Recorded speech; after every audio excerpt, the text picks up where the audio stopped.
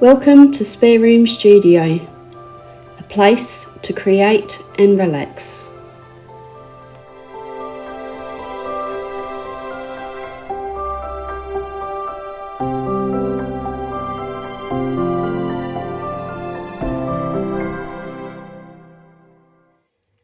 Hi everyone, thank you for joining me today. I'm going to share with you my completed pages for April 2025. I don't have quite so many pages finished this month. I do have a number of pages that are underway and almost completed, but what I have got finished this month I'm really happy with. So I want to start out with these two small books here.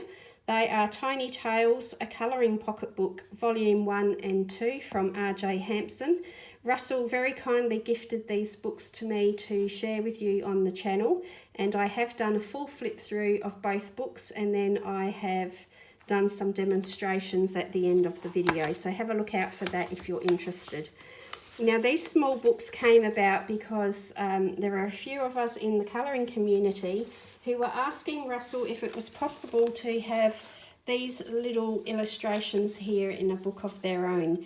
Quite often there are, many of us who use alcohol markers or water-based markers on these single-sided pages, and unfortunately that means that you can't always colour these fun little illustrations here that are with the title of the page. So Russell did listen to us, and he's compiled some images and some extra images into these two little volumes for us. And I coloured that little guy there because I hadn't been able to do it in my full-sized book. So what I did at the end of the flip through video is that I did a couple of demonstrations, and I talked about how I might use these little books as a resource book for practicing new techniques, trying out some new materials or mediums that are new to me, or just basically practicing on a subject before I commit to a full-sized illustration.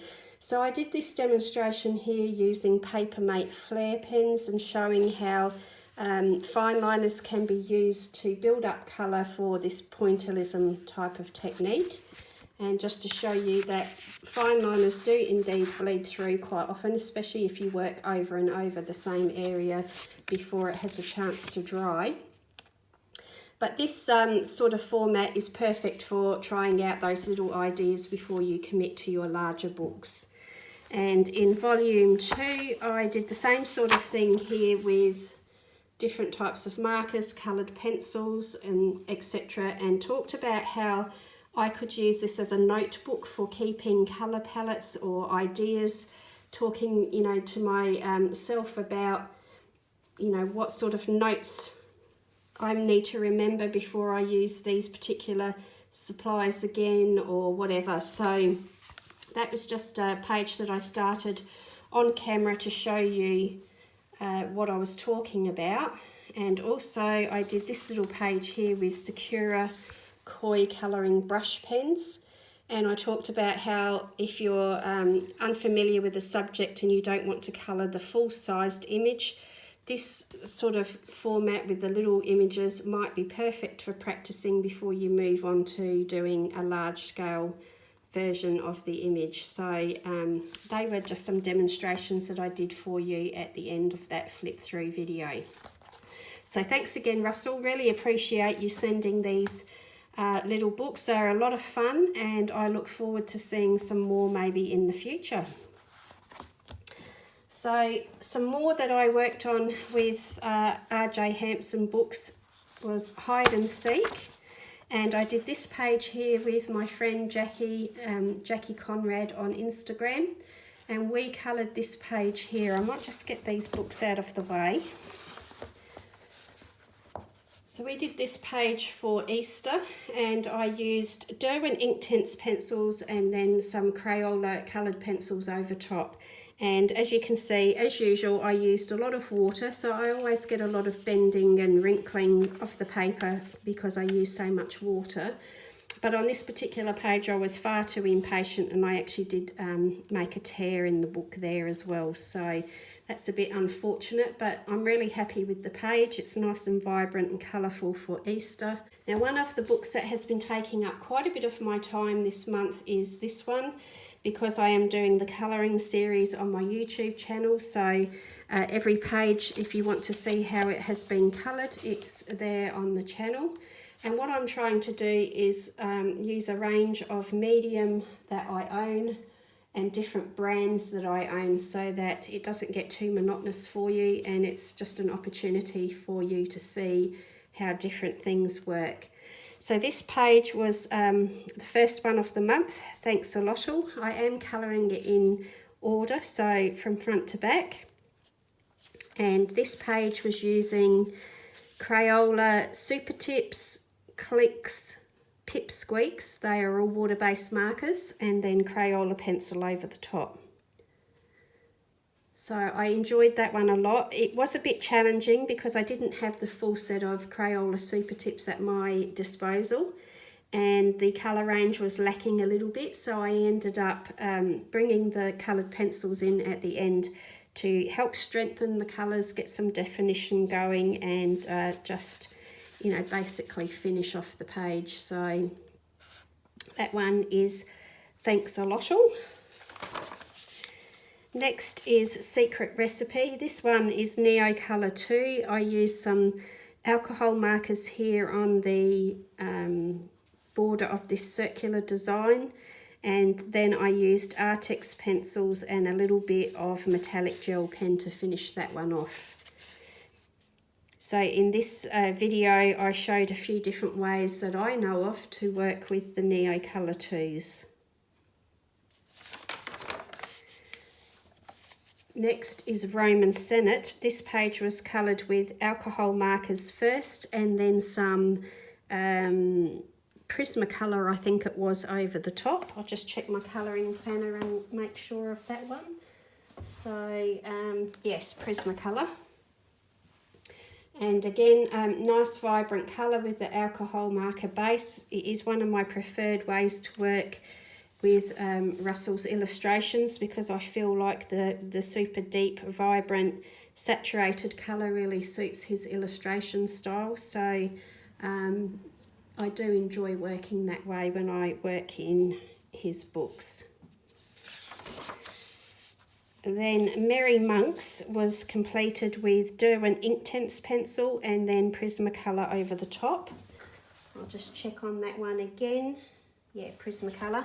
I chose those pencils primarily because I knew there was going to be a lot of brown for the habit and the wood. So Derwent Inktense have a great range of browns to work with for creating that look.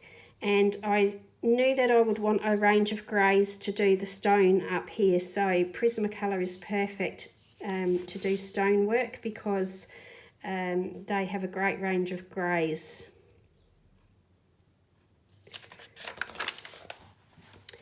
And then last but not least, I did Archetype, and this one is all Faber-Castell Black Edition pencils with the addition of a little bit of Jelly Roll Metallic.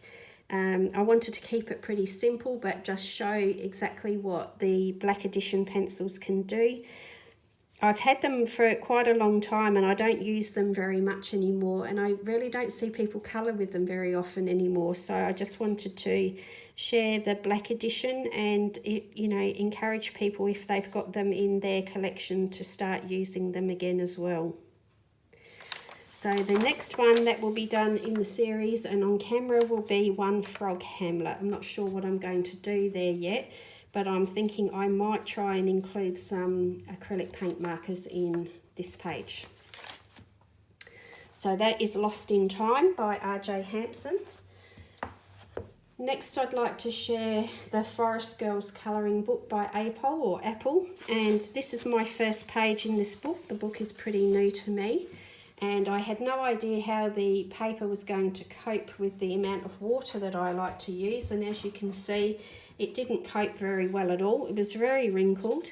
So I did try ironing it with a warm iron to see if I could reduce those wrinkles, but it actually made them worse. So just be aware, if you're going to give that a go, that sometimes the iron does actually make things a little bit more noticeable. So I will have to have a think about what I'm going to used to colour in this book, because I really felt that the illustrations with the nice pale print and line work would be ideal for watercolour, but the paper just doesn't seem to be able to cope with a lot of water, and I prefer to work with a lot of water when I'm using watercolours or water-based mediums. So I'll have to have a little think about that. This is the US printed version of the book, not the Korean version, so I don't have the coloured image there on the side to refer to, and I think the paper is very different from what I've heard. So this particular one is called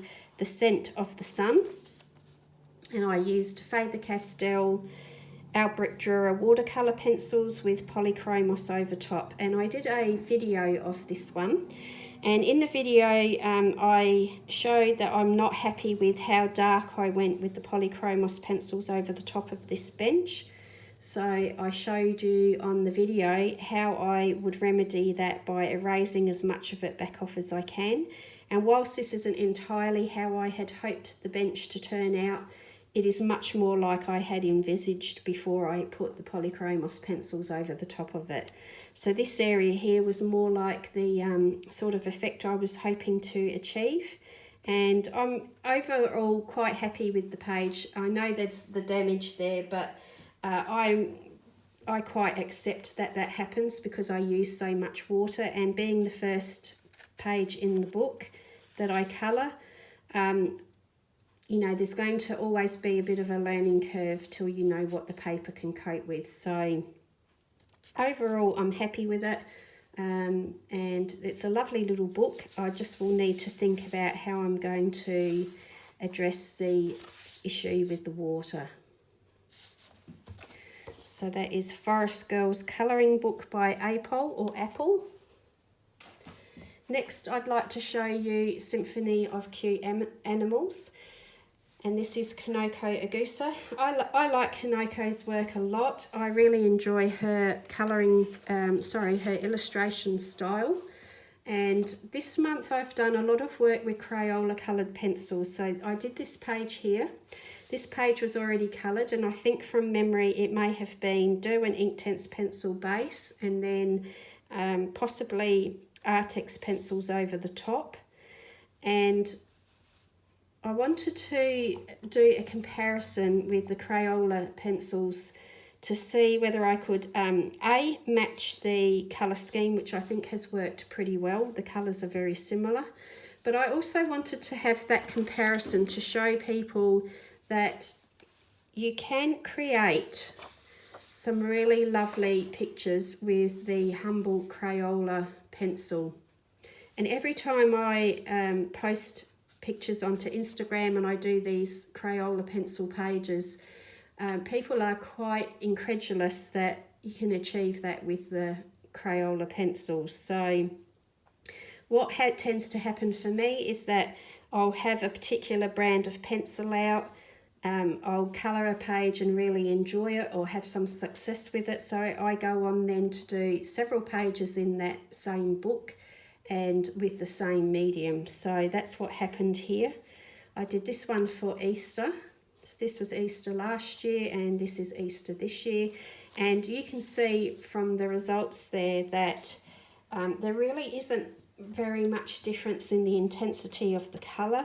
It's vibrant, saturated, it's really bright and happy, and yeah, I'm really pleased at how that turned out.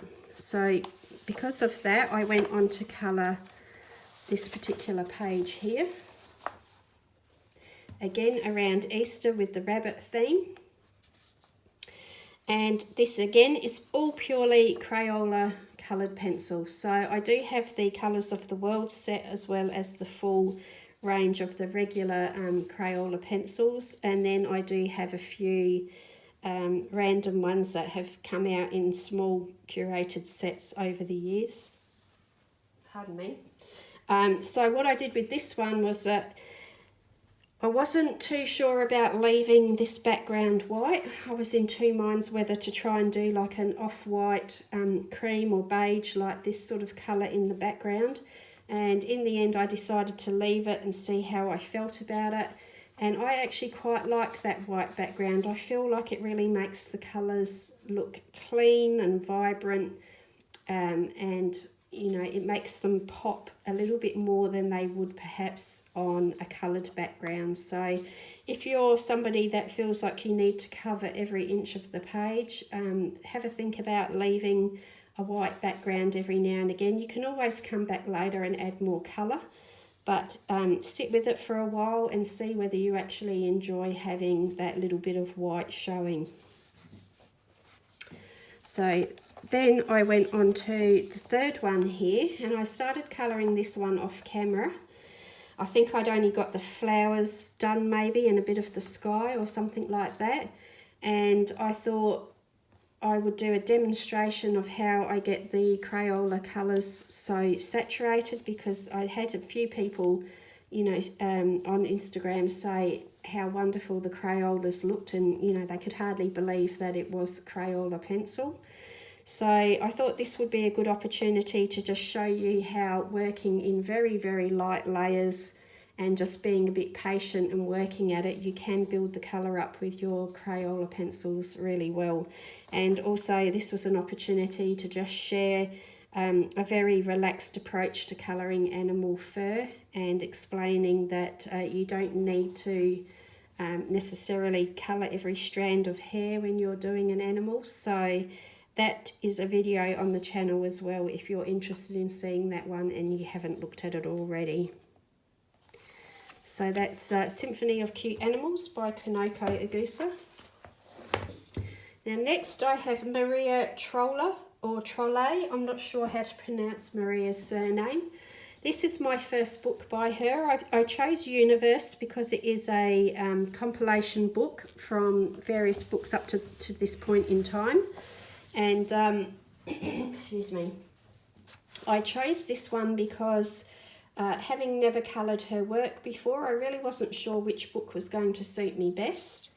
And so I went for the compilation book, and I really like the fact that each page does have the name of the book that it is from.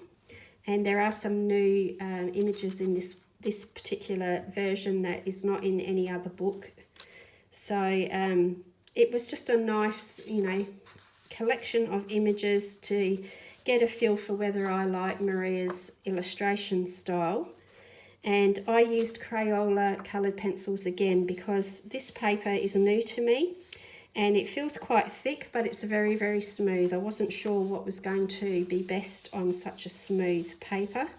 And so I used the Crayola coloured pencils, and I'm really happy to say they worked quite well and were no more difficult to work with on this paper than any other paper. So I decided to go for quite a muted colour palette for this one, which is not my usual thing. I do tend to choose the really bright, vibrant, fun colours a lot of the time. But this one, I felt like I just wanted to try some of the more muted colours for a different type of Easter picture. And so that's how that one turned out. So I used quite a lot of the Crayola colours of the world on the girl, and the rest was just the regular Crayola coloured pencil set. So I do have a few whips almost finished in here that will be ready next month, hopefully. So that is Universe by Maria Trolla, or Trolle. I've heard it pronounced so many different ways. And then last but not least, I've got Dark Fairy Tales. And I really enjoyed working in this book this month. I know that this book is not for everybody. It's one of the books that is dividing the colouring community into those who either love it or those that don't, you know, won't even consider buying it. I like it. I feel like Kirby's illustration style, his illustration skills are just improving with each book. And this is a highly detailed book, and I know that the subject obviously is a lot darker than many people want to colour, but I actually do enjoy the different take on the fairy tales in this book. So this particular page from Wizard of Oz took my attention pretty quickly, and I have a habit of leaving favourite pages and feeling like I need to practice on different pages first you know, pages that I'm not so keen on before I dive in. But with this particular book, I just decided to go for it, and I coloured this one in Crayola coloured pencils again. So the paper coped with it quite well. I feel like this may be slightly lighter weight than what I'm used to with a Kirby book, but I think one of the other differences with this one over other books is that it is so detailed. There's a lot of black print and a lot of line work that colours don't necessarily look the same when they're worked over grayscale or very heavily printed areas, and so you might feel that your mediums aren't working the same in this book, but I think they are. It's just that they look a little bit different because the print work is so dark, the line work is so dark, and it's so busy in this particular book. So that is all purely Crayola coloured pencils again. There's no gel pen, there's no added extra, and the fluorescent is actually Crayola coloured pencil. It's not a texture or a marker or anything, it's the coloured pencil. I had a small set many years ago that was just neon colours, so I don't know if they still sell that one or not. But that is what that page is, and I'm really happy. I think the colours worked well, and the saturation worked well considering it's Crayola. So then I also did a buddy colour with Chronic Colorist on Instagram, and we did these two pages here. So we started out just going to do this page, and then we decided that we would do the adjoining Mad Hatter page as well. So the Queen of Hearts and the Mad Hatter, very, very busy pages, so much detail on there, and I'm not sure that the fluorescent or neon colours are working so well on the camera. Maybe these little bits here are, but again, I've used a lot of neon on there, but I also introduced some Sakura Jelly Roll neon colours here into it, but the majority of both of these pages is Crayola coloured pencil, and then some of the neon is the Jelly Roll Moonlight, I think they are. Yes, Moonlight. And I also used a acrylic paint marker on the background here for this one, and I used, it's a very cheap brand that I got off of, I think it was Temu or somewhere like that. It doesn't even really have a brand name on it. I don't know what that, you know, is. I haven't translated it, but it's brush tip at one end and a bullet tip at the other end, and I used that colour in the background on the Mad Hatter. So there's little touches of it in other places. I used the pencil first and then used this to go over the top and just make it really, really neon. I felt like making this sort of garish in its colour palette. So initially I had thought that I would try and do the reverse of this. So where this is red with the blue in the background, I was going to do this sort of blue tones with the red in the background, but at the last minute changed my mind and used the neon yellow instead. So it took quite some time to do those two pages, longer than I expected. There really was a lot more detail in there than you know, I first thought about, but really, really happy with how that worked out. So I think those three are probably favourite pages, although it's a bit hard to pick a favourite because I'm happy with all of the pages this month. And the subject matter here is a little bit darker, of course, but I've tried to mix up different styles. So again, I think these ones out of Kanoko Agusa's book here were, you know, that one particularly, I really like the way the poppies worked in that one. And then this page, I was really happy with the vibrancy and bright, you know, cheerful Easter colours. So you can see the, you know, the illustration style and the subject matter is just one end of the spectrum to the other.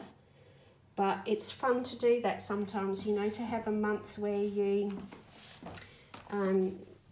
concentrate on one particular theme, and then it's also nice to have the months where you try and tackle a little bit of everything, and you know, that's just as enjoyable sometimes as well. So this one here is another one that I really enjoyed doing.